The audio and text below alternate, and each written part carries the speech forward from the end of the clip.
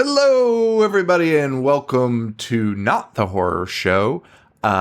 We are in the process of testing out a new show that'll kind of be like a Patreon exclusive, but also fill in some of these. When we take a break on the live show, we'll kind of highlight an episode from it.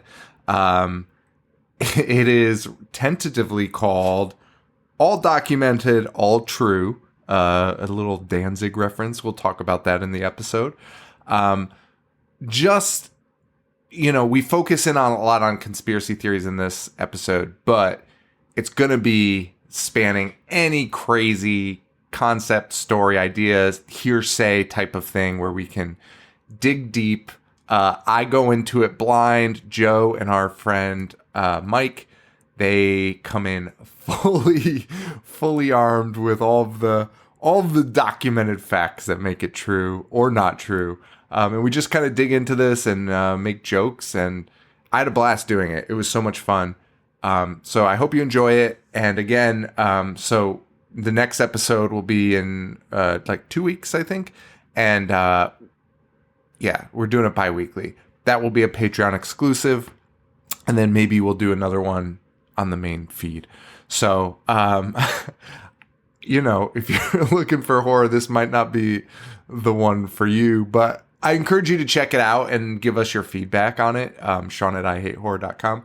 Let us know what you thought, because I thought it turned out pretty fucking cool. But anyway, enjoy all documented, all true. Hello, everybody. Welcome to a new test idea at an experimental podcast. We have brought on our dear friend, full government name or just Mike? Just Mike. Just Amato. I like Amato. Doesn't matter. Do you want M Amato or Mike A? Why would I want M Amato? Do you know of an inconvenience it'd be to say M Bison? So the concept is, I don't want to say work in progress because I think it's like a decent concept, but we might be tweaking it. But the idea is Joe sends me conspiracies probably from like 7 a.m. to 9 to 10 p.m. just throughout the day. A lot of them. Sometimes I'm worried he's going down some rabbit holes, but because then I'll like cling on to one for a little while and be like, you know what I mean? And I'm like, oh, this isn't funny anymore.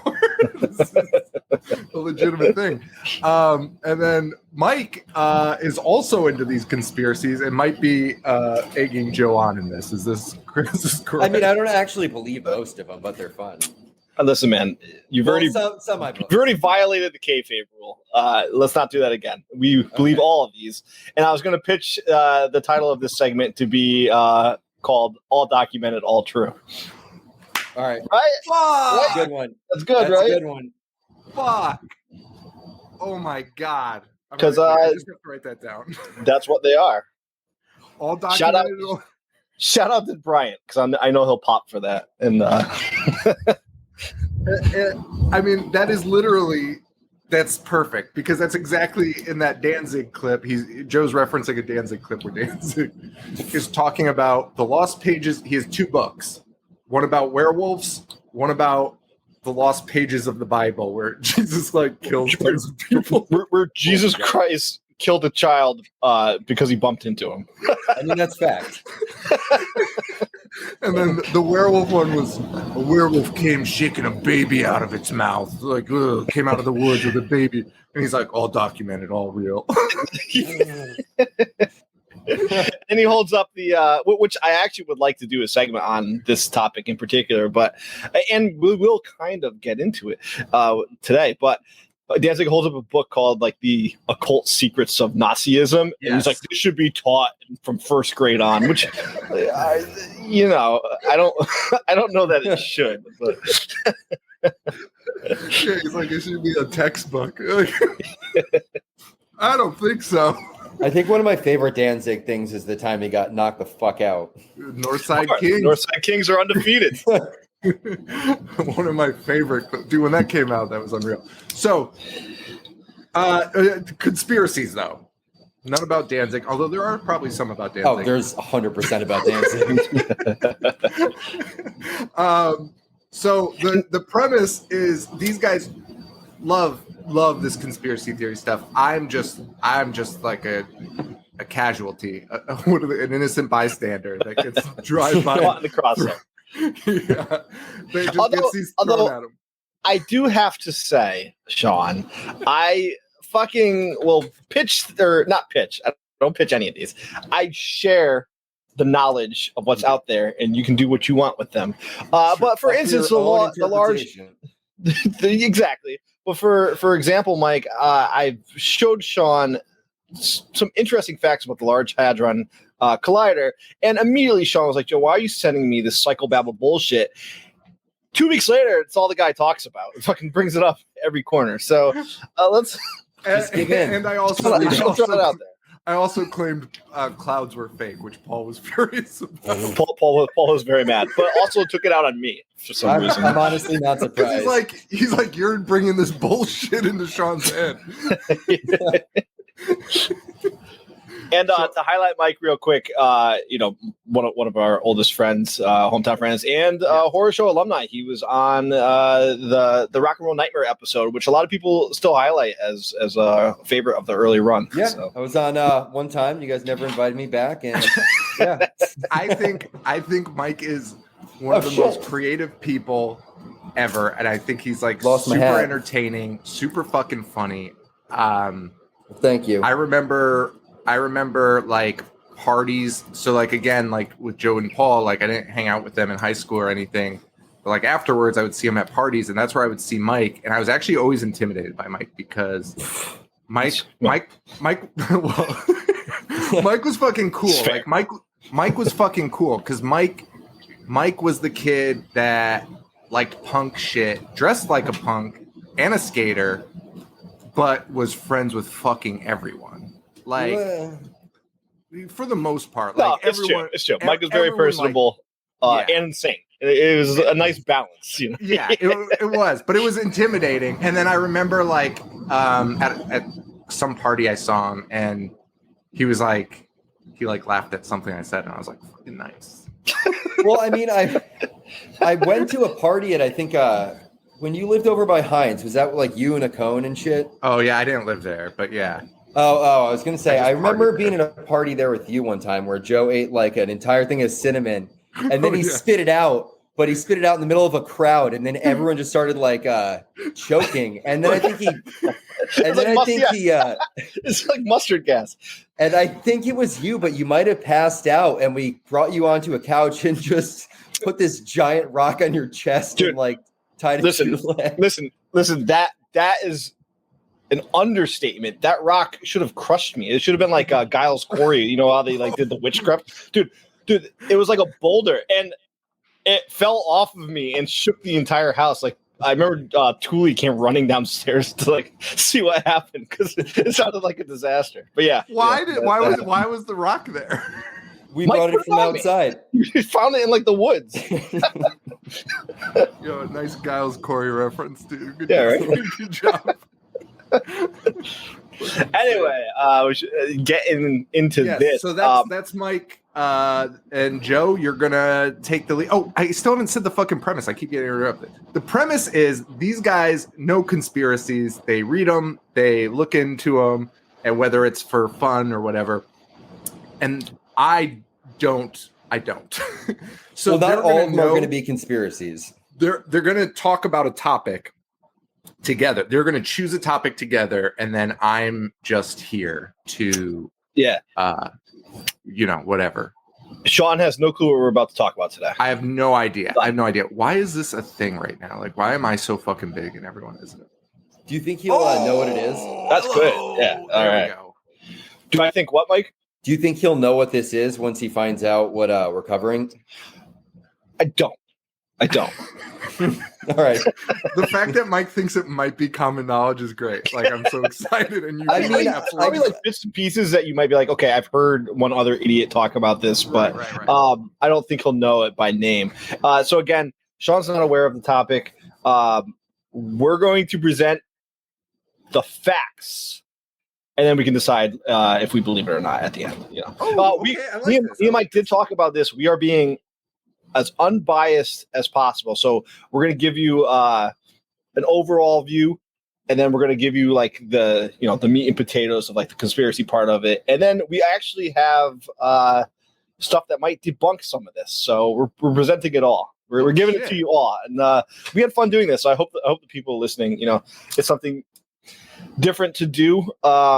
And for bonus material right now, I'm loving it. I had fun doing this. So yeah, I know me and Sean are talking a lot right now because it's that's why we have a podcast. Because we don't shut the fuck up. But I do want to give Mike a chance to talk a lot. So well, I'll just talk when I want to talk. Well, yeah, that is Mike's MO anyway. So yeah, he'll talk when he needs to. Like before, he was like, "Stop talking," and then he spoke.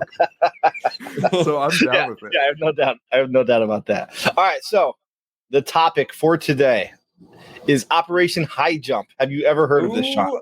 No. All right. Operation High Jump. Operation HJ. Operation HJ. That's how I had it saved on my computer. That's what I had too. Fucking child. Do you want to give the official reason for Operation HJ? Should I guess what it is? Go for it. I don't know. All right. What is it? Wait, what does it stand for again? Operation High Jump.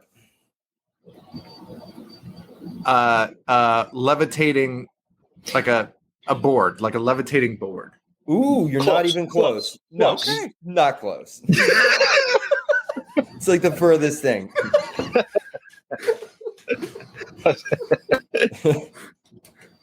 A floating board. It's officially titled Operation High Jump by the United States Navy Antarctic Development Programs from 1946 to 1947, and the official description is that it was a United States Navy operation to establish the Antarctic Research Base Little America 4, organized by Rear Admiral Richard E. Byrd and led by Commanding Officer Ethan Larkin. Was that an animal? Yeah, I just saw. All right. Cat. And it was the most heavily armed expedition to Antarctica. I believe there was 4,500 people in the mission, if I'm not mistaken. Fuck out of here. Yeah, large, and again, little. They wanted to set up the base Little America 4, which implies that they've been there 3 times before that. Okay, that's what I was going to ask. So there's no like information about those other 3 Americas. No, there is, and it's not that interesting. But we will get into that. Okay. All right, so Richard E. Byrd, also the name of my first cousin, who we both know lives down the road. So this is how deep we get into this.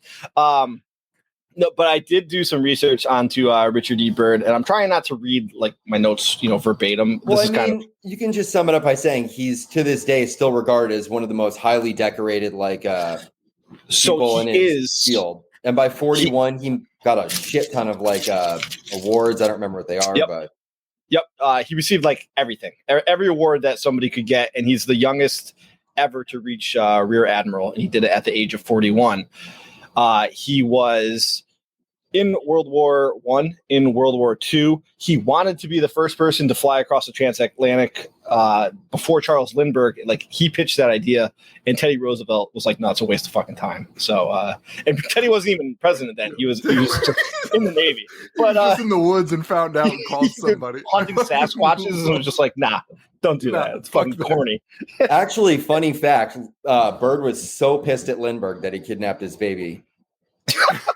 Also, fun fact: he was so mad. He was so mad at Lindbergh, he threw his Fish CD out the car window one night. Oh.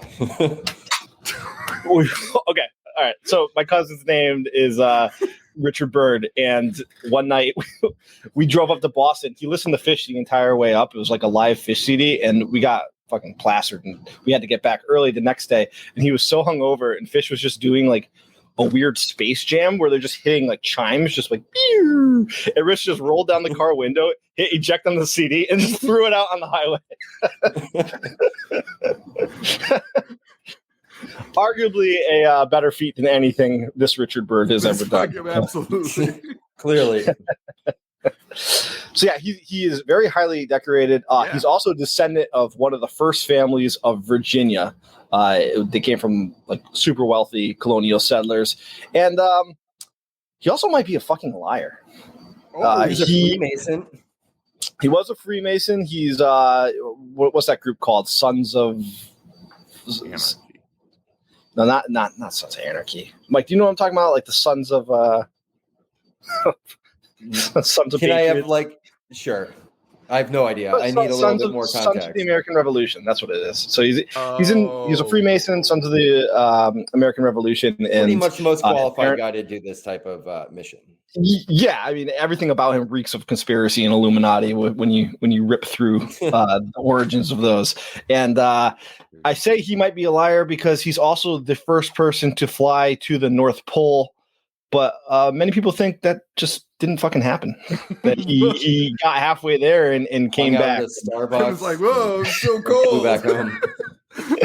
Hey, how was the North Pole? You came back real fast. Oh, yeah, it was real cold out there. Gotta come back, get my jacket. Yeah, May 9th, 1926, he flew for 15 hours, 57 minutes over the North Pole in a Ford-sponsored expedition. So again, it just reeks of Illuminati and fucking the elite scum. Okay, my question is, how do you fly for 15 hours without like taking a shit or piss? I mean, it probably smelled terrible in there. Dude, fucking stinking. I mean, it's 1926. They're not eating processed food yet. They probably are natural and also 1926, they probably just shit their pants all the time. It's probably just a natural occurrence.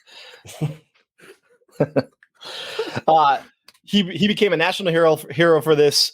He received a Medal of Honor for being the first person to fly over the North Pole. And there's doubt that the plane speed that he flew on would ever allow for this to happen. And rumor has it that his partner before he died was like, yeah, we never did that. We got like halfway there and turned back. He also, Byrd, as we'll talk about for Operation High Jump, he kept diaries, and Byrd's diary comes into big play when talking about this conspiracy. So he kept a diary for his North Pole expedition. He erased a lot of stuff, but people could still see what he erased. Well, I mean, he like documented everything, like even if not even this expedition, like everything, incredibly like detailed. Incredibly detailed, and we highlight this with an actual eraser. So well, not just tearing the fucking page out. Yeah, it's like he's erasing it, and you could still see legible sextant sites that differ from his spoken accounts afterwards. So I highlight all of this because I think it's important to know his character. So he is highly distinguished. There's no doubt about that.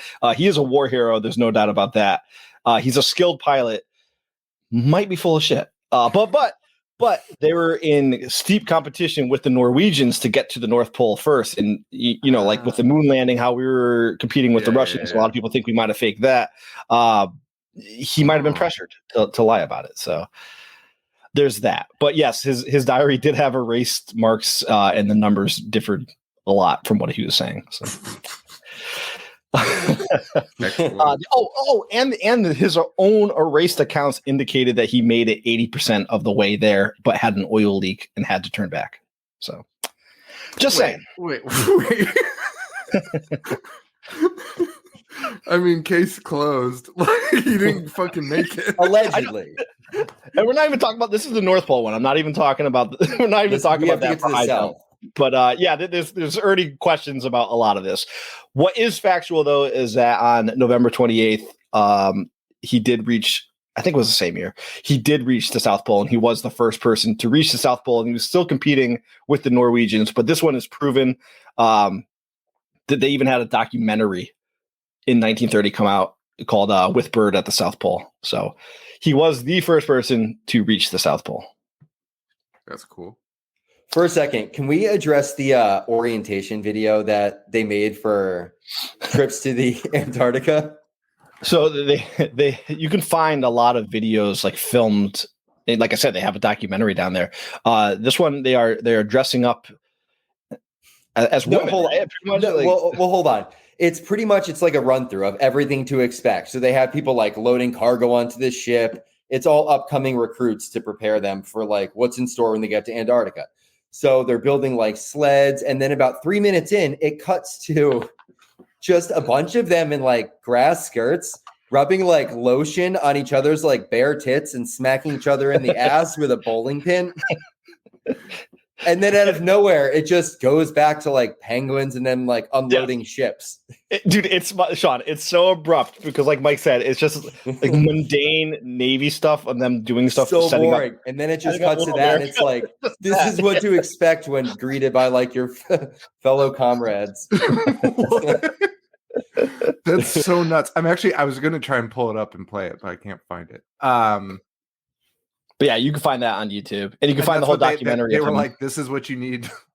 Hey, you're going to Antarctica. So random. This will help you survive. It's like this is a common thing that we do for all new people.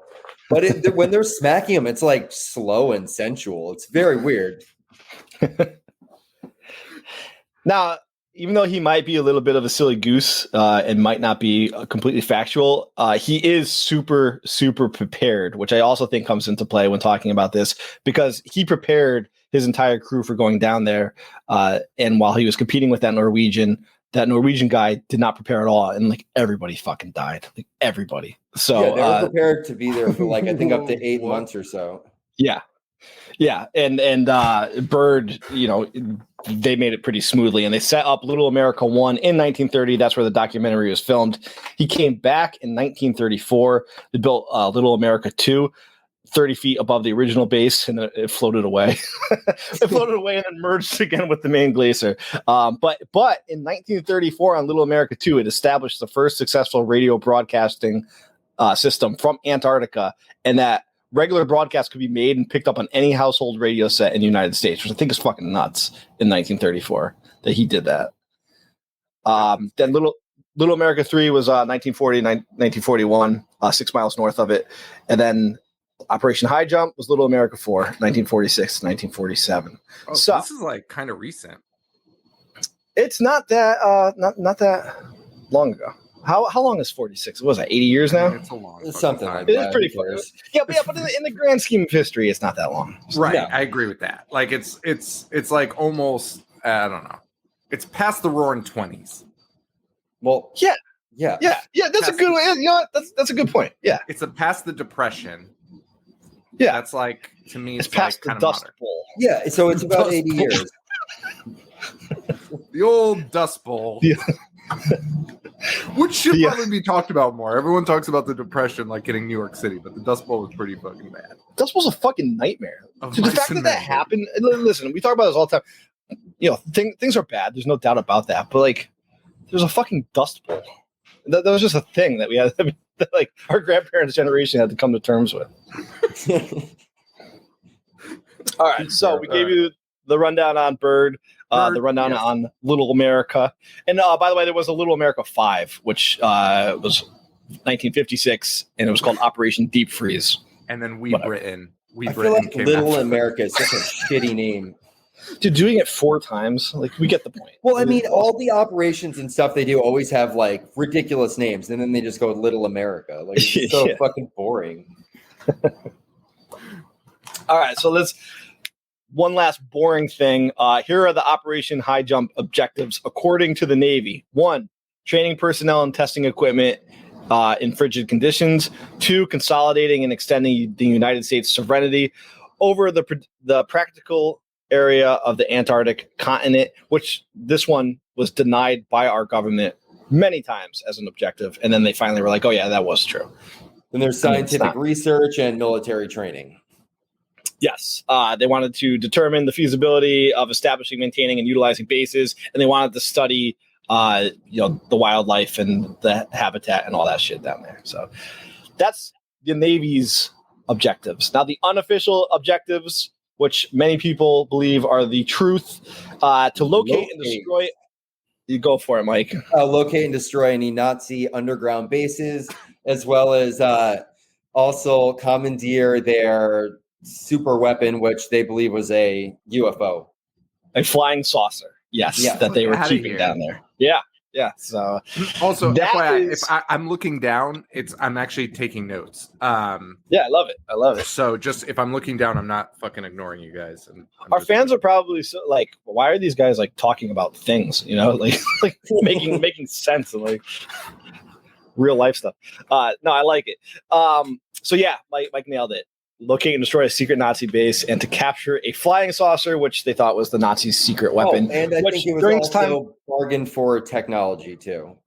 Yes. So let's talk about Germany's involvement in Antarctica. You want to kick it off? You want me to? Germany? Germany. Class today. Yes, Nazis. I was like, Germany. This is what it's about. So in 1938, Hitler was, I believe, fearing that war was coming close. So he decided to send a bunch of troops to Antarctica. Plus, he was super obsessed with the occult, and he believed there were ancient artifacts that could give him power. And also that there was a secret underground city ruled by Aryans. Yes. So some of this is actually 100% fact. Like Mike said, he was fearing war, so we weren't at World War II yet. This was pre-Poland invasion, but he did send the SS Schwabenland on a secret mission to Antarctica. And on board, this is facts. There's no speculation here. Like, that did happen. And on board were scientists, engineers, and member of the Thule Society. I don't know. It's either, I've been saying Thule in my head, but I heard someone say Thule, but yeah, you already know it's Thule, so we'll go fuck with the Thule. Nazis. Yeah, it's spelled Thule. And they were an occultist group that Hitler enlisted to find ancient artifacts. And that's why Raiders of the Lost Ark exists. This was a real thing. Hitler really sent people out to find things like the spear that was impaled into Jesus that he thought had power, like the Holy Grail. Like, they were really looking for these things to bring back to Hitler. So he did send them down, and they said that their official mission was to secure whale ports for whaling and oil resources. So 3 things. Yes, to talk about. It's actually Thule, okay, which is insane. No, I would never have expected that ever. I don't like it either. TH with no th. Yeah, I know. It's fucking absurd, dude. Guy's Skype, a fucking asshole. So Hitler believing in a cult is like a real fucking thing. That's a real thing. That's factual. It's a real He was thing. super into the occult. What are we doing? Why did anyone And the follow more this fucking guy? they were bringing occult like artifacts back and like religious relics back. So nutty. And he kept winning. So in his mind, he'd be like, "This is fucking working." Like, they got rid of all religious stuff. Like, they went back to the they used magic and like used magic holidays during this whole time. And as Hitler became more powerful, he just kept being like, "This is working. Like, everything that you guys are bringing me is working." Crazy. I thought that was like all. I thought that was all in the Danzig. Oh, Danzig's right. It's all documented, all true. Maybe that book should be taught, but we would become too powerful. That's why it's not taught. Okay, and then maybe you're going to get to this in a little bit, but an underground Aryan race. That is true. So the Thule Society believed that there were ancient human beings called the Aryans, which is why Nazi Germany was making.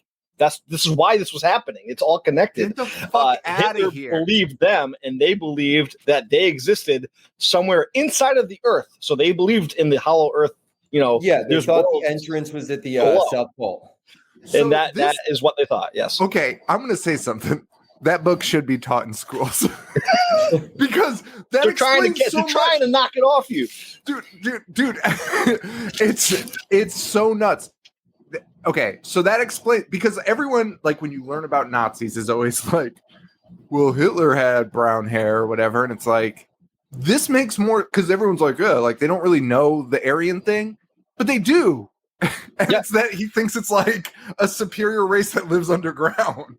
Yeah, a highly advanced superior race that you can only enter through the South Pole. So that should probably be taught. That's all I'm saying. That's all. They wanted them to go there and get like tech from them, pretty much. The make contact and set up base. The alleged goal is to, like Mike just said, make contact and to like haggle with them and trade for their technology and secrets. Be like, we'll give you the world pretty much when we take over it. Do you think if the Thule people, they found him, do you think Hitler would have dyed his hair blonde? No, he already had a look he was sticking with. Yeah, but I feel like he was arranging this blonde army to like be like, we're one of you. I don't know. Maybe. But then you'd have to dye that mustache blonde too. Yeah, it would just look ridiculous. It wouldn't work. No one can take him serious. Can we do a stand video of a blonde Hitler writing to Hitler? Just writing to the Aryan leader. Dear Hitler, sorry that I didn't. All right. Okay. So that's fascinating. That's fucking fascinating. Before they sent the ship down there, they used planes to do aerial photos, and they found an Antarctic oasis with green plant life and a geothermal vent under that kept the area warm. And that is where they decided to set up their underground facility known as Base 211. Okay. Yes. U-boats and missiles could be deployed there. Nazis could escape there. There's not actually any concrete evidence that this base exists, but it is pretty much believed that base was built.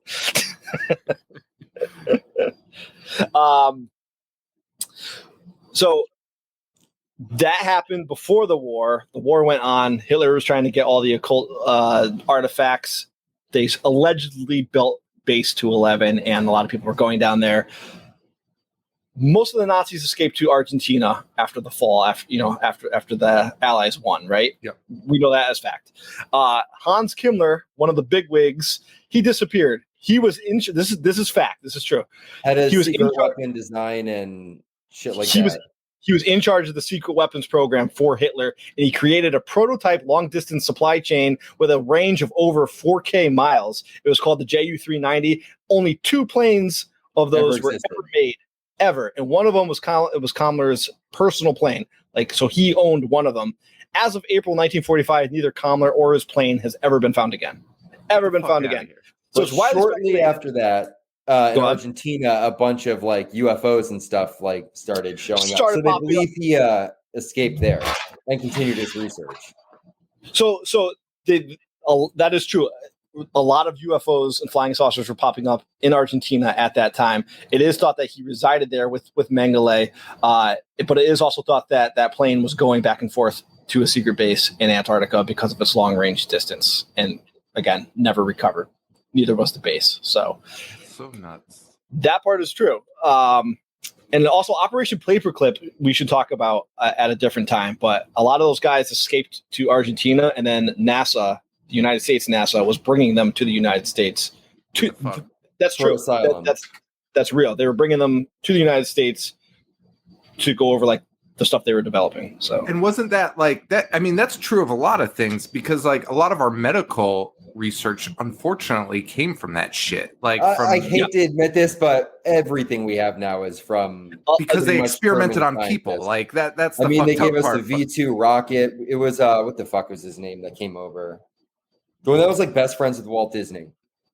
Yeah, no, no. It's some German asshole. I'm trying to remember his name. Well, Albert Einstein's actually a good example, because he fucking left because he was like, fuck this place. But he had that knowledge that no one here had. Yeah. And there's no proof that Mengele, the angel of death himself, came to the United States. That's all a conspiracy on its own. But I wouldn't be surprised, because they were bringing other big wigs over. And like you just said, they were experimenting on humans. And I feel like at one point they're like, well, they already did it, so we don't have to get our hands dirty with that. Let's bring them over and find out what they learned. I mean, Mengele didn't bring his paperwork with him. He fucking had to bounce. He fucking wasn't going to bring boxes. So I think we got all that paperwork, and I think that honestly advanced a ton of shit for us. It was von Braun. That's it. Von Braun. Yes. Oh yeah, yes. Yeah. Yes, and going back to Kammler, the guy with the plane, the U.S. officials believed, like we said, he escaped. And they do think he brought the plane to Antarctica, and that is where Operation High Jump is born. And we had to go and find out for ourselves. 1946. So Operation High Jump is figuring out the Ju-390? No. Operation High Jump, it's more than that. It's figuring out everything that we kind of Nazi base and to get basically is there that attack.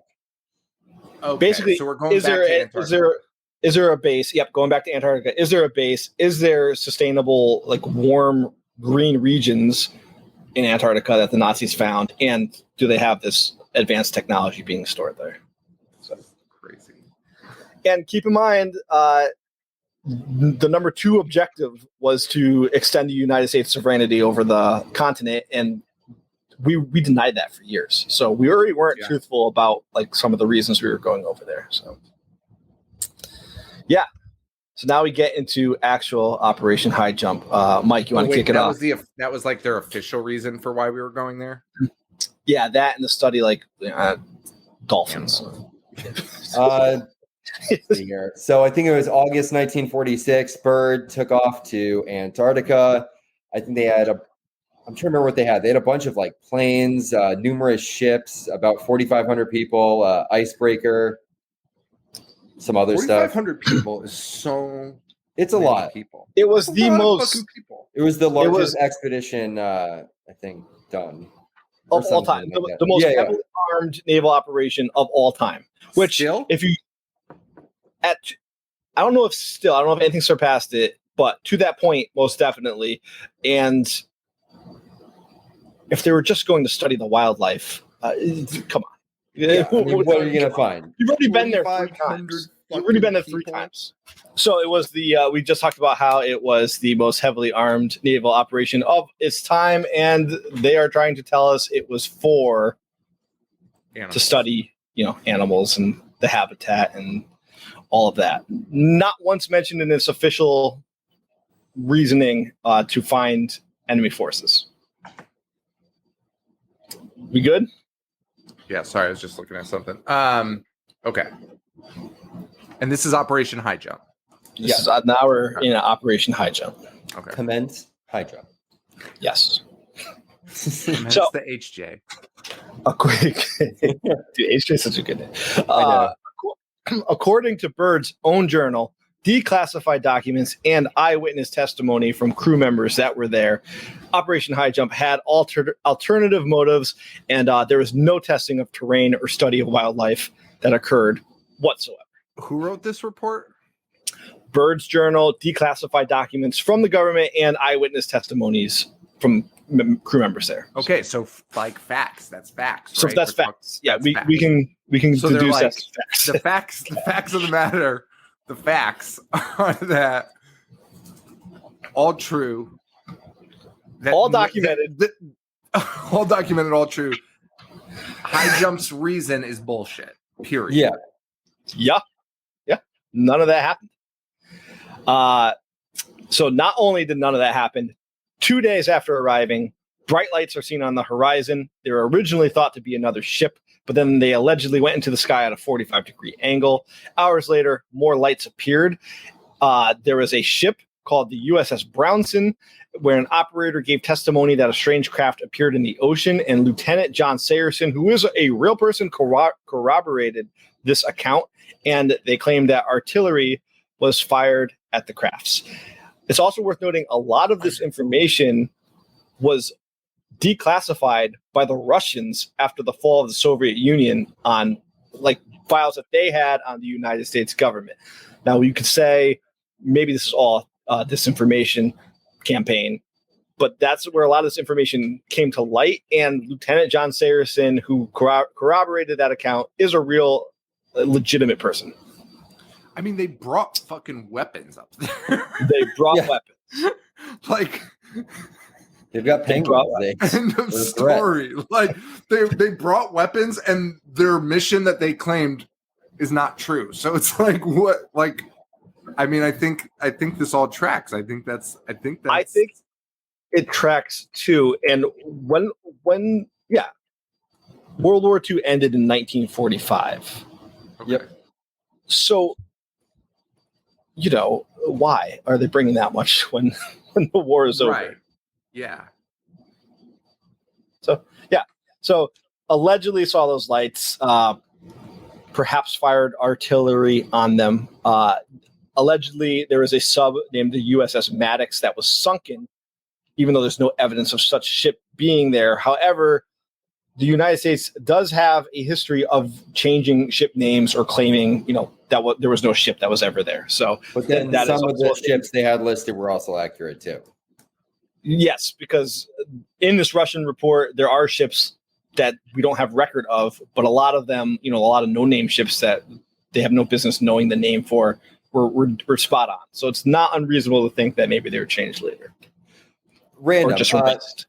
The VHS of the movie Face Off, is that the one where like you can only see like part of the guy's face and the other half is like shaded? Because that's exactly what Joe looks like. You can only see the left half of his face. Are you thinking of Raising Cain?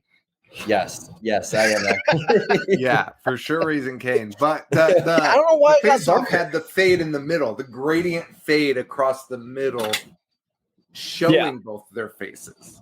Yeah. I don't know why it got darker. I'll have to. I'll give Joe a second light to put on the other side so we can make the face-off cover. Just a black line down the middle of his head. Yeah, worth noting.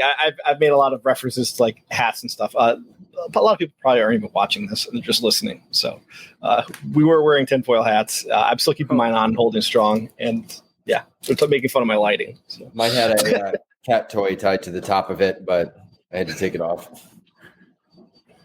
Yes. Your cat started attacking you. No, he's on top of the refrigerator. Strange lights, maybe attacks. Supposedly a submarine was sunk, and this mission was meant to be 6 to 8 months long. They left after 40 days. That's also factual.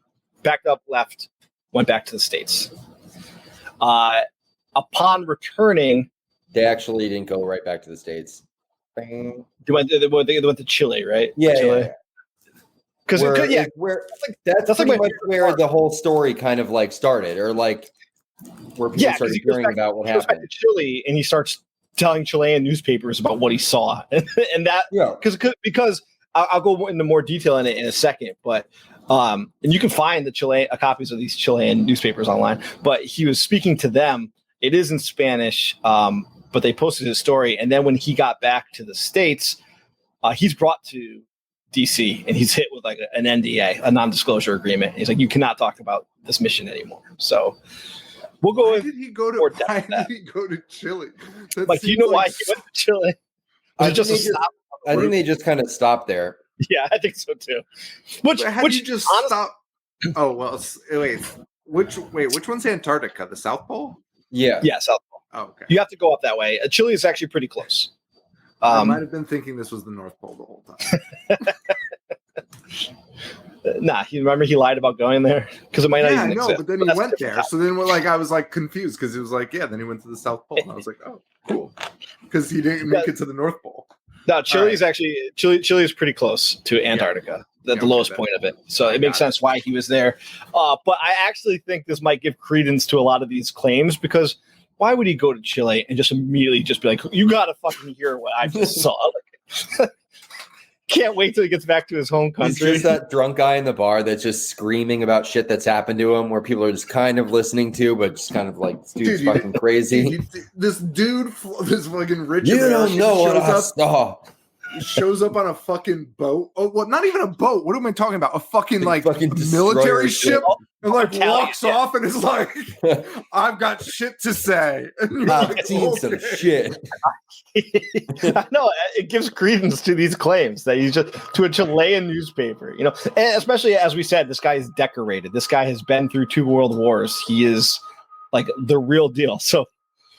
We'll get more into it. But yeah, it was meant to be 6 to 8 months, 40 days. He goes back. Immediately upon return, rumors of strange findings begin circulating. And, pre-internet days, this word is spreading fast because people on the ships are like, Antarctica's fucking weird. We're back early for a reason.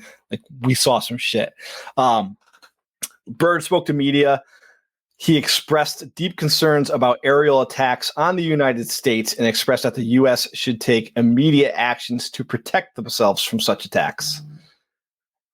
That is true. That is what he said to the Chilean newspaper. He didn't specifically say like otherworldly attacks. He didn't say flying saucers. He just said attacks. So what he saw or what he was referencing, we don't know, because, again, when he got back to the States, they're like, shut the fuck up and don't say that ever again. Well, I thought he said that he saw aircraft that can fly like pole to pole, almost like instantaneously. Yes. He didn't say who it was. He said, in the case of a new war, the United States could be attacked by flying objects that had the ability to move from pole to pole at incredibly fast speeds. And he warned that there was a new enemy that could attack any country at any time, anywhere, no matter the distance. That's fucking crazy. Yes. After these comments, because again, this is still what he's saying to the Chilean newspaper. He goes to Washington. He is debriefed, and he never spoke of high jump again. High jump itself was deemed classified, and an NDA was in place for anybody on the mission. And then, like an asshole, he died and left his son behind a secret journal or diary. Yes. Yes. You jumped ahead a little bit. I just want to highlight the Navy issued a summary of the missions because they do. They have to, if you go down there, they have to issue a summary. They stated that people died because there were people that did not come back, but they didn't say how many died or why they died. And anybody that died during Operation High Jump, their corpses were left there. They did not come back to the States. Fuck them. So. Fuck them all. This is so fucking mental, man. Right? And the official reasoning for terminating the mission after 40 days was poor weather. You're in fucking Antarctica. You're in Antarctica. What are you expecting? You've been there 3 times, and you're that is why negative 80-degree weather, and you're bitching like, "Oh, the weather was bad." Guys, you're in fucking Antarctica, you assholes. Guys, it's snowing. Pack it up. That is why they were so heavily prepared, right? Like you went. It's not like you went down on a dinghy, right? You're down there. You're prepared. This is your 3rd trip there. You already know what it's like there. You set up radio communications the second time you were there to any household in America. You could just be like, "Hey, shit's fucked. Like we need like ships coming down to bring us home," and they're not going to spend that much money on this cargo. On these ships just to be like, hey, you might be cold. Let's turn back, right? That's not going to happen. I don't buy that. Like, I know that's still speculation, and I'm not trying to be speculative at this point, but that does not add up whatsoever. Well, it's not like it's a short boat ride either. It's got to be like a couple weeks to fucking get there. Yeah, I mean, again, they're docking in Chile, which the tip is pretty close, so they could have just. Like, why didn't they just station back there and go back when the weather subsided? That's probably what would have happened, right? Like, we have relations with Chile. Like, yes. Admiral Byrd himself, we'll talk about this more in depth. He went missing for 3 hours during a flight. That is documented as fact by not just him, by other people there. Missing for 3 full hours as a flight. It was chalked up to poor radio connection for 3 hours while flying, and all of his journals were confiscated by the government upon his return to the States. But like Mike just said, he did have a secret diary, which he left to his son after he passed. Imagine keeping up with that many diaries. Dude, this guy, man, so excessive. Sometimes I'm like, I've heard it's like good for you to like keep a diary for whatever reason. And sometimes I journal think your about feelings away. Journal, and I've thought about it, and I'm like, that's so much fucking work. Like, I can't even think to like open a book and start writing. This guy's got 7 of them that he's like multiple ones he's doing at the same time. This one's for my son. It's private. This one's for everyone else. All right, so Mike, do you want to kick off? So now that pretty much sums up the weird stuff that happened, and that stuff is documented as, we don't know. We can't say it's fact what people are saying about the flying saucers and whatnot and shooting upon them, but that is on record as what people are saying. So yeah, that's where we are. So Mike, you want to kick off what we get from the diary, the secret diary that's revealed after his death? Well, how detailed do you want it? Let's just start rolling with it. All right. Well, I completely spaced. I'm so fucking hard. You're good, man. I'll start. So we find out that he, in one case in particular, it's a normal day of flight. He does all his usual routine. Everything's good to go. He gets up into the sky, and it's like mid-morning. He notices a color pattern in the snow, so he circles the area. This is his own writing. Well, then he goes through like a thick blanket of clouds. And before he does that, all of his instruments, his gyroscope, whatever the fuck, compass, they all go absolutely compasses are going haywire. Yep. Then Gremlins. It could be gremlins. Can't rule it out. Can't rule it out. But he uses the sun to navigate, and he maintains visuals of his own camp. So like he This is true. Like, he's still circling around. He still sees his camp. He starts flying towards the mountain using the sun as the compass, since the compasses aren't working. And he starts descending towards what he says is a green valley with a river flowing through it, even though everything else around him has been ice and snow. So that doesn't make any sense to him. He reports that the green is moss and that the lights seem different, and he can no longer see the sun. On the green valley below, he describes seeing a woolly mammoth. Just chilling. Not an elephant, a woolly mammoth. Yeah. He also says that it is no longer cold. The plane has defrosted, and the external air temperatures were recorded at 74 degrees Fahrenheit. Yep. 74 degrees. Yes. Yeah. He also reports seeing they got this story and they were like, let's check the records of the temperature. Well, he probably had like a thermometer or some shit in his. Yeah, he had an internal one. Yeah. They heard this story and they were like, okay, we can disprove this by looking at the temperature. And then they looked at the temperature. No, so that's the thing. Like, the people back at his base are still freezing their balls off. The area that he's saying he's flying over is unseasonably warm and unseasonably green. So only he's in this plane. But he can't radio back to let them know because his radio and shit is everything's all fucked up. So it's a convenient mishap for somebody who wants to make up a story, but also makes sense. It also makes sense, and he is confirmed to have gone missing for 3 hours in his plane. Also, nobody found him. That makes sense. It doesn't make any sense whatsoever. We're both it's the least sensible thing ever. Yeah, that's logical. Yeah, of course. And at the end of this, we'll go back to some of his flaws and his pendant for lying. We can make a determination, but this is his report. Nobody else was there for it. He's in that plane. He reports seeing a city, and he says that the plane felt, like it was unusually light, like just floating in space. There's no turbulence. It's just like a light. And he sees a flying saucer flying up next to him. So now we got the flying saucers in. He's in this like weird land of the lost. He's trying to fly, but he has absolutely no control of his plane. Almost like it's being pulled being controlled. Yes, Star Trek shit. And he claims that the flying saucer that is flying next to him has a ginormous swastika on the side of it.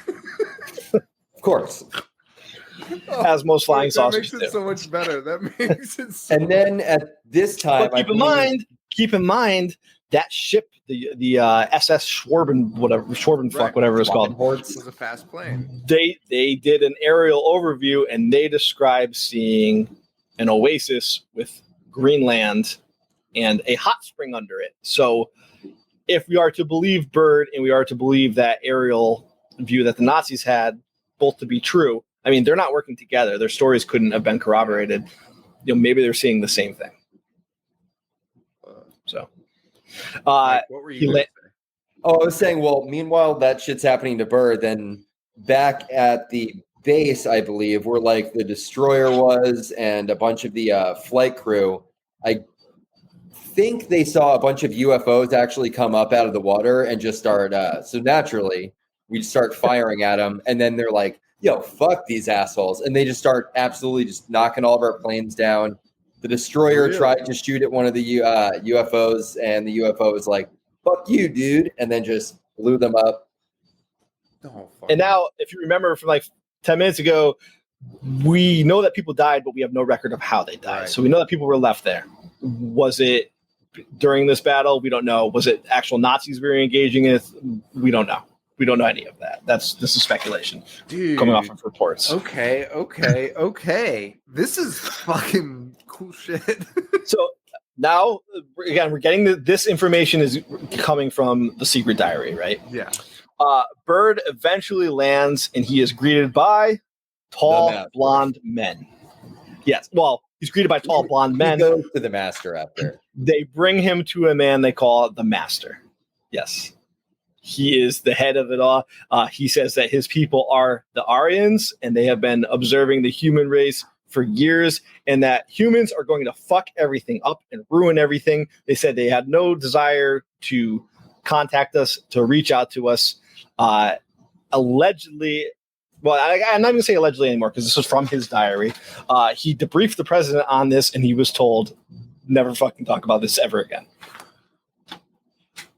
The master was pretty much like, you guys are fucking idiots. We've tried to say hello and you just fire at us. You're out of control, and that's the reason we're not going to help you. We think you're pieces of shit. So we made the smart decision and we decided to team up with the Nazis who actually care about people. Fucking crazy. Yeah, that part leaves a lot to be desired. But we don't know that they team. Well, I guess they do because the flying saucer had the swastika. Yeah, they had the tag. I don't know if I buy that. So I have some thoughts. I'll save them for the end. I'm gonna write down a note. I do have a note. Flying saucer with swastika. Because what do you think the Nazis would have traded for in exchange for the technology? Some of the occult relics that they got. Yeah, the magic. Hitler went to the alien and was like, "Hey, I got these rocks," and the guy's like, "Yeah, that's fucking horse shit. We made that shit up." Hitler just goes up to me. He's like, "Yo, bro, I got something for you," and just comes out with one of his the blow up doll that he invented. Hitler is a crystal girl. Hitler is a crystal girl. He's got crystals all over his fucking house. It's fine. He sleeps next to a salt lamp. Yeah, that's what he brought him. Himalayan salt lamp. He's got a giant poster. Get your chakras in order. This version of Hitler. So wait, the master. How did the master? Who found the master? So when Bird landed, he was greeted by tall blonde men called the Aryans, and they brought him. He landed in the green. He landed in the green. The radio came through and was like, "Yo, come talk to this dude." Well, yeah. So allegedly, oh wait, that might have been at the ship. I don't. Yeah. No. That was there. Like when that flying saucer came up to him, he claims that it was able to communicate with him, like it was coming through his radio, and it was like, "Land, like we're not going to harm you. We want you to come talk to someone." So. Yeah, pretty much. And they all sounded German. They did all sound German. They brought him in, and they brought him into the earth, like deep into the earth, and that is where he met the master. And the master then pulled out his penis as a power play to show dominance over Bird. Bird winked at him, and they went their separate ways. That part's not true. That was in your journal. Fuck. Wait, maybe in the segment, Mike should tell one outrageous lie, and I have to figure out at the end. I have to decide. What was the outrageous lie in this? Well, I originally said to Joe, I want to do an episode where we just make up something completely ridiculous and see if Sean could figure it out, like how long it takes. Dude, it would take the whole thing. This is insane. You might be doing it to me right now. He meets the master. He debriefs the president, and this is taken from his journal or his diary. His final diary entry comes some months later, and he says, "Just as the long night of the Arctic ends, the brilliant sunshine of truth shall come again, and those who are of darkness shall fall on its light. For I have seen the land beyond the pole, that center of the great unknown." Admiral Richard E. Byrd, U.S. Navy, 24th of December, 1956. Then he would die in March of 1957. His son found and released a secret diary per his father's wish. 18 months after his death, the Antarctic Treaty is signed, forbidding anyone from going to Antarctica without special permission from one of the 12 signatory governments. And even then, you can only go to designated areas. You can't explore Antarctica. And that is still true to today. Yeah, yes. look up on Google Maps. Out of here.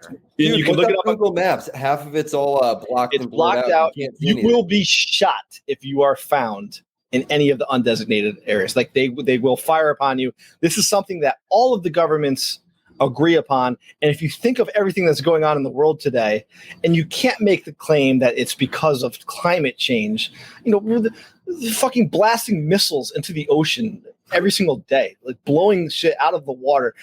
We're at war with each other constantly. We all agree on this. Mankind agrees on this. We're trying to build a fucking black hole in the center of the earth. And just CERN, we are. It's the most psychotic idea I've ever heard in my life. But they're like, "Hey guys, it's unsafe to go to this snowy island." Everyone is on edge right now. At any second, like we're going to go to war over Taiwan. We're going to go to war over Ukraine. All these, like, why would China or Russia or North Korea or Iran, who fucking hate us, be like, you know what?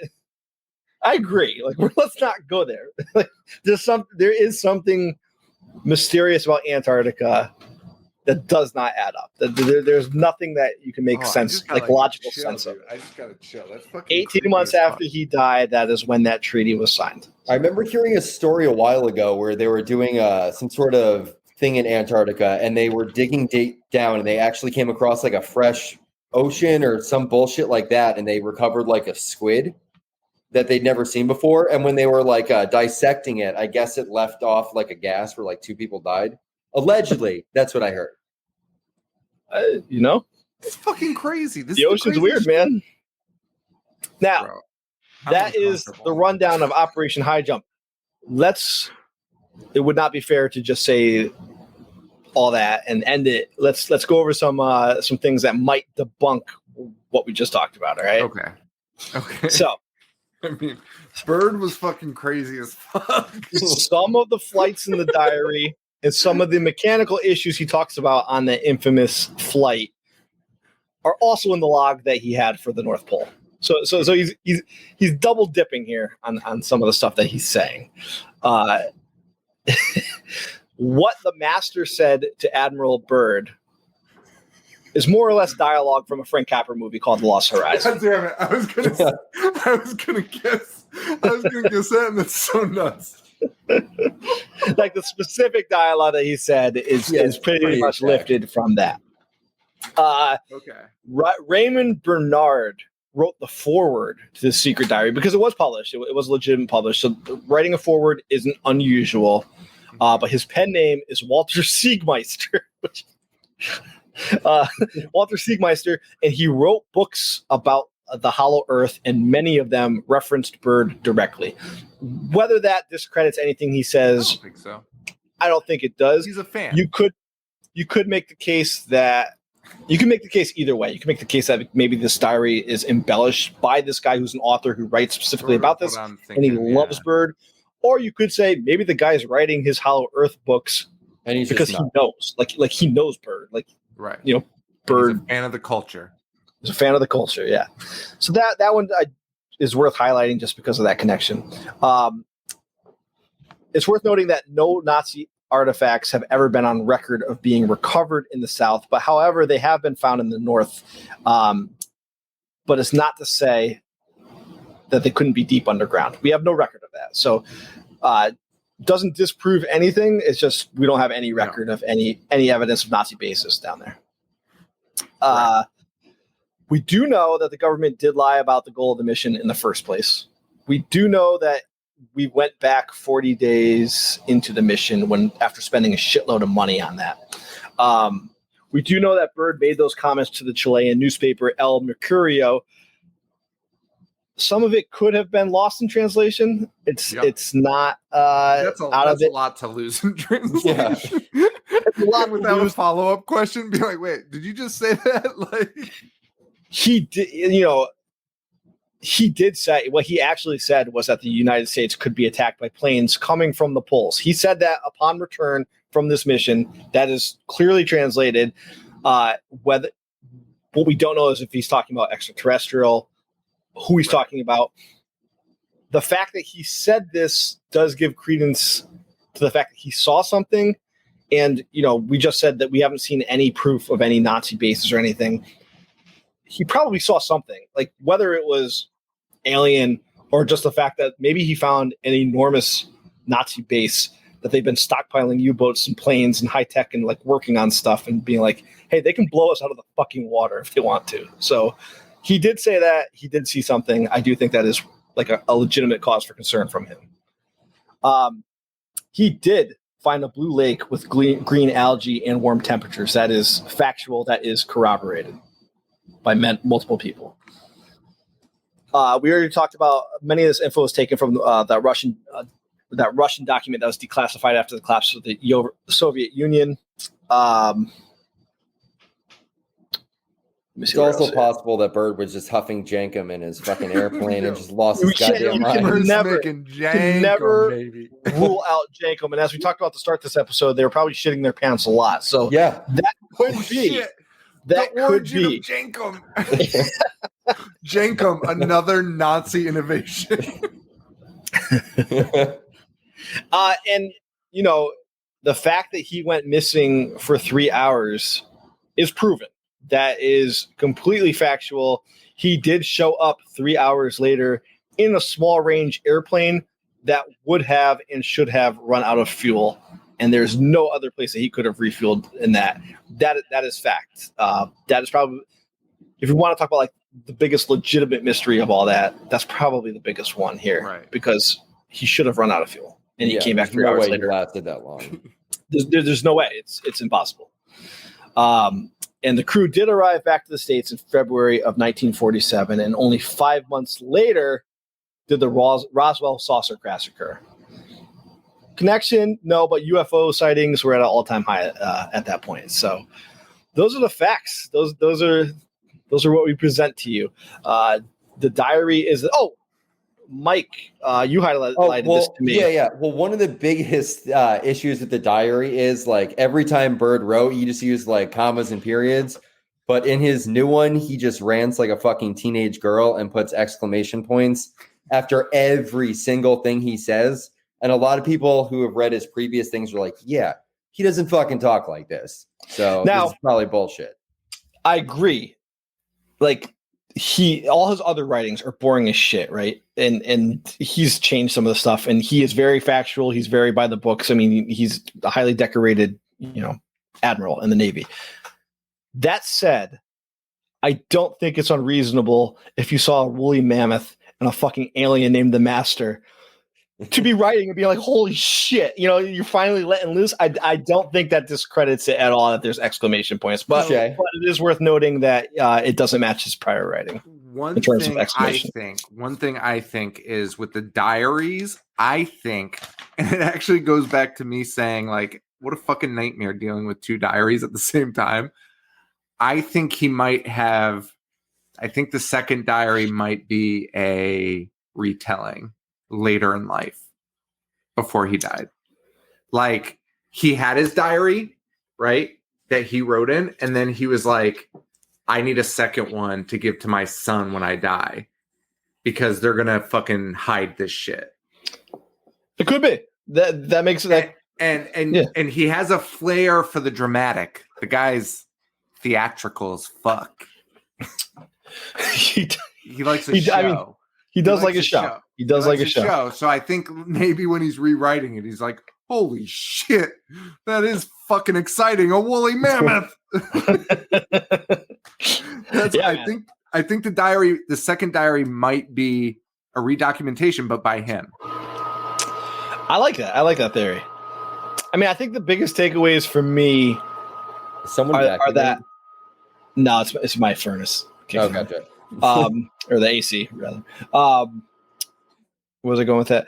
I think the biggest takeaways for me are that he saw something, the crew saw something, whether it was Nazis, whether it was another country stationed there. They saw something that didn't add up right. And there were things that happened that just can't be explained by logic. Right. They went up there to destroy Nazi shit. Yeah. Wait, so what do you guys think? What do you guys think? Do you guys think it's fucking aliens? Do you think it's Nazis, or do you think it's all horse shit? I'm not sure, because there's other reports that like the Germans had other secret weapons. Like some people allege it was like a time machine, or it was like a UFO, which they had after they would have gone to Antarctica, which is, from what I heard, it was some sort of like anti-propulsion craft or some shit like that. So, I mean, you've got to get that tech from somewhere, but that also is like kind of hearsay. No one's really sure whatever happened to it. I think there's a couple of pictures of the thing, though, or how it works. Yeah, I don't buy the bad weather going back scenario. Yeah. I think if I had to be as boring and logical, like, I want to believe it's fucking aliens. Of course I do. I want to believe there's a fucking hidden city in the world. Are you kidding me? Like that'd be the coolest thing in the world.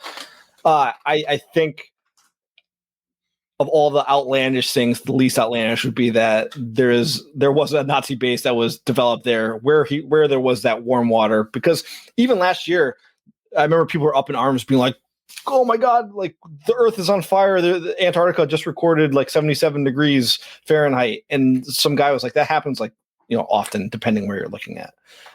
So I would lean towards maybe the Nazis having a base there, and some of the scientists and whatnot escaped to there and continued working since they already established a base there from 1938, especially since that guy's plane has never been seen again. And there's only 2 in the fucking world, which how do you hide that? It's either there or it's like, it's at the White House, dude. It's like underground. Like we know where it is regardless, Okay. I think the most logical thing is fucking aliens. Sure. Dude, when you lay out the facts of everything said here, it might be. Like the only thing, like, well, I guess not aliens, the Aryans, the race under the right in the world, which is even crazier because in my head I'm picturing them as aliens, but it's just this underground race that hates everyone. It's super so German-looking people. That's talk in a German American accent. But like the craziest thing about them is like, there's truth to every lie. Like there's truth to every folktale. Yeah. Like, the Thule Society had to have got that from something. Like you don't just wake up one day and be like, you know what? There's a fucking place down there that's cold, but if you dig deep enough, you'll find a bunch of big blonde guys, and we should go talk to them. For some reason, I imagine they all look like Dolph Lundgren. But that is also how I was picturing. That's exactly what I'm picturing. Shit ton of Dolph Lundgrens running around. Okay, so like everything to me leans towards aliens, and I think I think a lot of what this is so psycho. I'm too high, which is why I got high to make this funnier. What I'm thinking is that the reason it makes sense to be aliens is because all of these things that this fucking bird guy sees, like in the air, I feel like it's them projecting it. Like I think they're like projecting like a virtual reality. Dude, if they have ships like that, like they could do whatever the fuck. Like it's like AR, right? They're just like they made themselves look like they were in a Nazi shit, and that there was this oasis. Like, so you don't think there's an oasis? No, I don't think there's an oasis. I think it's aliens. But the oasis is Antarctica used to be green. The oasis is proven. The oasis is one of the facts. So what do I do now? All right. Why don't you just think that they're there? I mean, that's fine. That's fine. Let's go with it. That's fine. So maybe people did this. All right. Wait, I had some other notes. A woolly mammoth. Yeah. Also, was the thing based on some of this shit, do you think? Maybe. Yeah, probably. But there's most definitely... Dude, think about Carpenter's movies. Like, live with the subliminal messages and the aliens people. He's hearing some shit, and he's writing movies on it, right? Right. So how do we explain away the master? I mean, it could have just not happened. Yeah. I mean, to make it easy. He could. That could be just complete bullshit. Okay. Yeah, no, that makes sense. You know what? This all makes sense. None of this happened. Yeah, no. So to me, like, I harp on the fact that they left so early and that his plane should have run out of fuel. Like, there's weird things that happened that can't be explained by people that were there. And I really, really hang on the fact that he could not shut the fuck up about it as soon as he got back to Chile. And he was just like, dude, we are fucked. Like, he was so excited. Super excited. So excited to bring some news. And then he gets to the United States and they're like, if you speak another word of this, I'll fucking murder you. I have the worst flavored high noons. I'm sorry. I'm trying to find a high noon in here. Dude, I don't like any of these. I fucking hate these weird flavors. I drank gin and tonic for this, so I just kind of ease up, and I am fucked. Tomorrow's no, I'm a fucking mess right now. I gotta get James to school in the morning. Dude, I'm like, yeah, I had like 3 tequilas and now I'm on the high noons. All right. So Listen, Joe, this was super fun, by the way. I know love we're not this. done yet, but hopefully it translated to the listeners. I love like me and Mike. We should probably just have a group chat for this going forward because I have I the was gonna same make one conversations today, with but you and Mike. I know. Well, I was telling Sean busy today. before about the one that I want to do about the guy that saw large Italian-looking aliens who served him Dude. pancakes and then Dude, flew away. the best and also the truest of all abduction stories. I'm excited. I was nervous about how little information I had, which was 0 going in. I was No, I nervous. like having you as like the constant. Like, So I agree with that, but like what I was nervous about was like making jokes, like because I'm like I'm not witty and like I don't remember shit like them, but it worked out. It worked out perfect. It was very good. I'm very excited. Because originally I was gonna. where are we concluding on this? Right. Supernatural Where's the or dogs? Supernatural or I mean, you could just say paranormal. All that shit just kind of falls under it. paranormal's the right thing. Paranormal, Nazis, or it didn't happen. And of course the gray area in between all 3. I honestly am leaning between paranormal and Nazis. Yeah. Dude, fucking agreed. Listen, The Hollywood map's blocked off. Hollywood has a habit. Like I don't give a fuck what anybody says. Like think about Iron Man 3 when Ben Kingsley was the jihadist, and then they're just like, this guy is just a fucking disgusting freak that they're paying, and the real bad guy is the guy with the big jaw. That's real, man. They're telling us like that shit's fucking real. They never made a movie about this. About what? The Operation High Jump. Oh, the whole thing we just talked about. Instead, they're remaking like I don't fucking know some other movie being remade. Pinocchio. Yeah. Pinocchio is such a fucking nightmare. Pinocchio actually was pretty good. What? Mike, the way he New one doesn't talks. look terrible. What? Wait, Oh, are you wait, talking? no, wait, Joe- are you talking about the Pauly Joe- Shore one? Where Joe's it's like, talking about the hey. Pauly. Yeah, Joe's Okay, talking all right. about the Pauly No, Shore. I'm talking about the Tom Hanks one. Yeah, Okay. Disney has a real one coming out. Okay. Yeah, the other one was just some like direct to video bullshit they sell at Walmart. You thought it was the- You think they're gonna hire Pauly Shore for the main character of like And a giant Guillermo movie? del Toro has a Pinocchio coming out too. Yes. All right. So, Oh, but by I the was way, saying, Raiders of the Lost Ark, man. Like, I think Spielberg heard some truth and then made it into that. yeah, So that's why I'm leaning between paranormal or supernatural and Nazis. I agree with you. I also agree with you because earlier you were like, you were talking about our fans listening to this and how seriously we're taking this, and they're for sure going to be like, couldn't they do this with the fucking movies they watch? Like, having a thoughtful conversation. Sean, we have to record we have to record our 300th episode in 2 days, and I don't even know what movie we're doing. Wait, you're not doing Sleepaway Camp 3? No. Smart move. All right. Anyway, you're leaning in between the two. I am also. I just don't. There's just something fucking weird's going on out in Antarctica. Why do they want us exploring that? And they can't. You can't tell me it's for our safety. It's for the climate. That would make sense. That would be nice. But I'm not buying that. They could have come up say with that much about a better million excuses. places. Yeah. Why are we allowed to go Mount Everest? You fucking die every 2 seconds. There's corpses up there. You just Yeah. they don't Oh, even yeah. bring them down. They Yeah. use them for markers. It's They fucking do. insane. but hey, Antarctica is off limits, guys.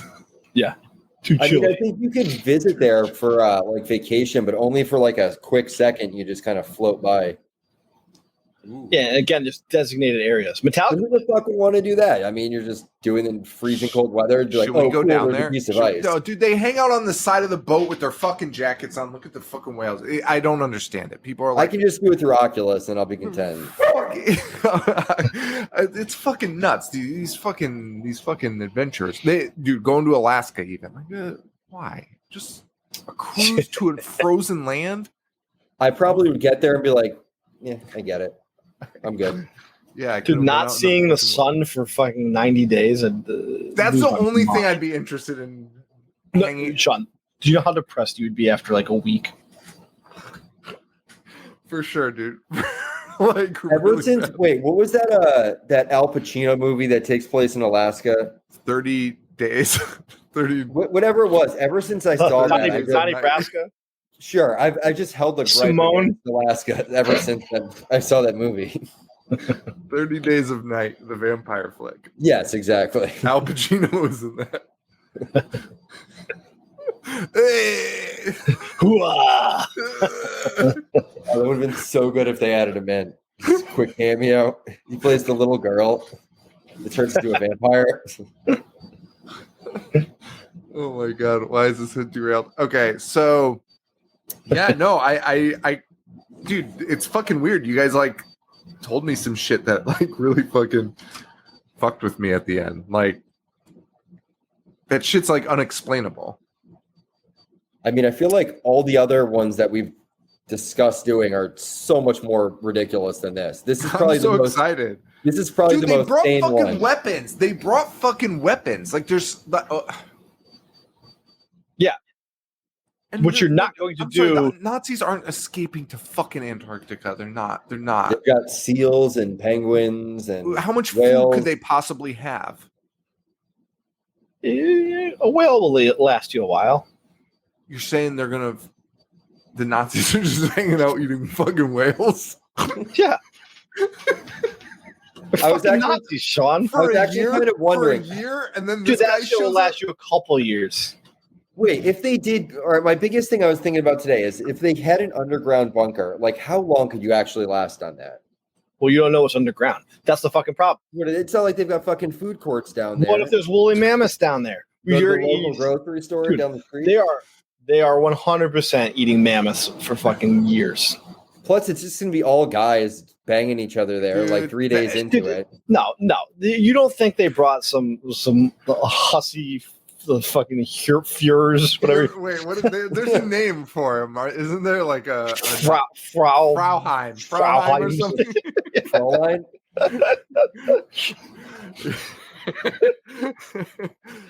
So we have 15 topics laid out. So Do you really? Do you yeah, really?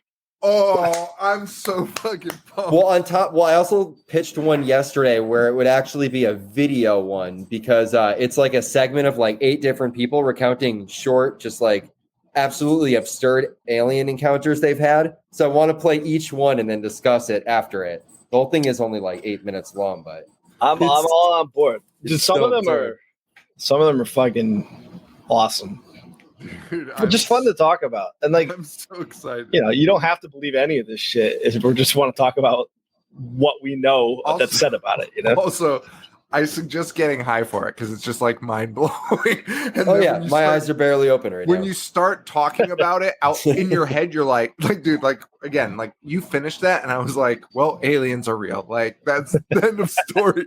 It's proven. And then I started like speaking what I was saying, and I was like, oh, I've lost my mind. What animal do you think of the most when you think of Antarctica? Penguin? I guess. A penguin. What is in penguin shit? Oh, More shit? Nope. It's a chemical that I can't think of the name of, but it is only found on fucking Venus. That's a fact. Okay. So I am now all on board. These are Dude, fucking aliens. it was penguins. It was penguins that killed them all. They're from Venus, man. I mean, they Wait, did it in Batman It was Returns. Nikolai Joe. Tesla. Penguin. What?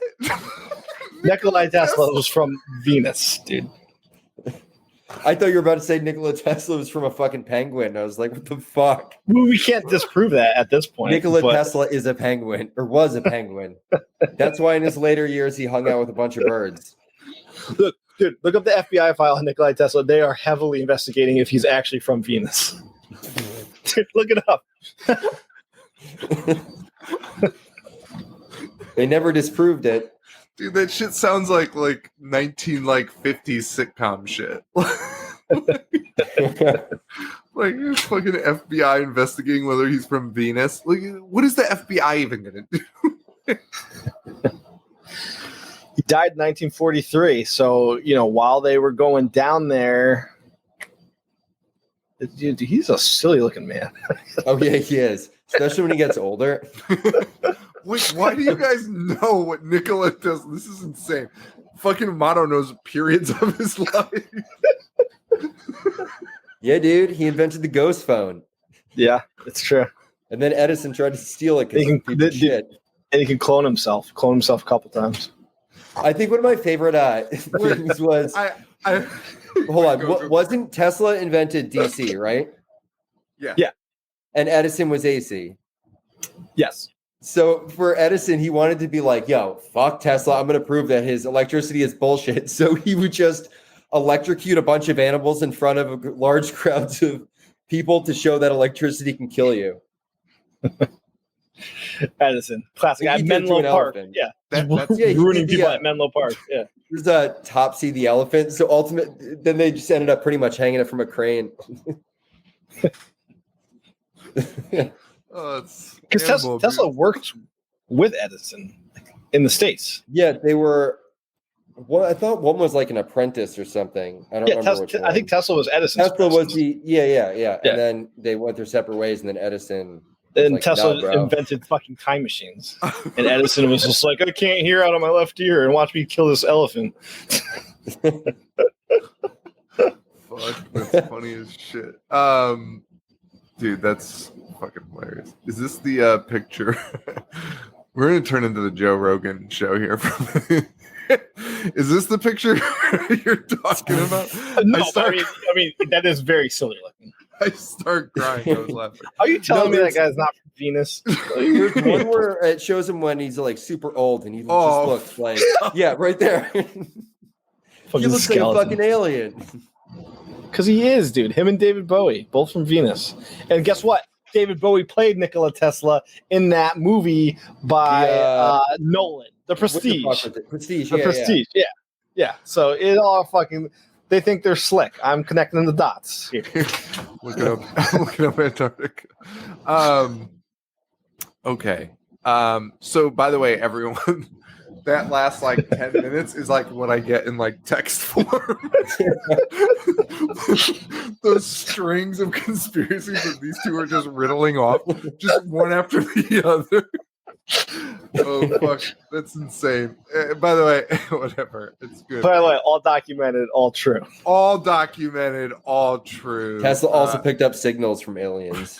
I'll leave that to another day. We should do a whole episode on Tesla. Oh, dude, my cat loved Nikola Tesla. Thank you all. And then we can segue how Benjamin Franklin might be a serial killer. Dude, they found so many bones under his establishment of like young people. That guy was killing the fuck out of him. And he was a member of the Hellfire Club. Just imagine him killing with his stupid tights that are all pulled up to like his thighs with his little short bifocals. Fucking freak. His bizarre hair. Dude, real quick about Ben Franklin. Everyone always loves sharing his quote that's like, if you give up your freedom, like what do people give up freedom for your safety or something? Do you know that quote I'm talking about? Everyone always quotes. I don't know, man. Ben Franklin freedom quote. Freedom quote. Because people are sharing it all the time. Here it is. Here it is. And I'll tell you why it always makes me he who would trade liberty for some temporary security deserves neither liberty nor security. And everyone's like, land of the free. This guy was printing that Philadelphia Gazette where he was selling fucking slaves. And everyone's always like, look at this guy vouching for our freedom. Totally Give me a break. Slaves. Give me a fucking break. Dude, he sold them in his newspaper. And that's the guy that you turn to be like, freedom or die. Fuck Ben Franklin. And he was a serial killer. I'm gonna hammer down on that. Oh, fuck. And he wanted the national bird to be a fucking turkey. It's the dumbest thing I've ever heard. Can you imagine that? Like a piece of shit. You have to be a piece fucking of shit. turkey. Big ball sack chin. Be like, this is what I want representing my country.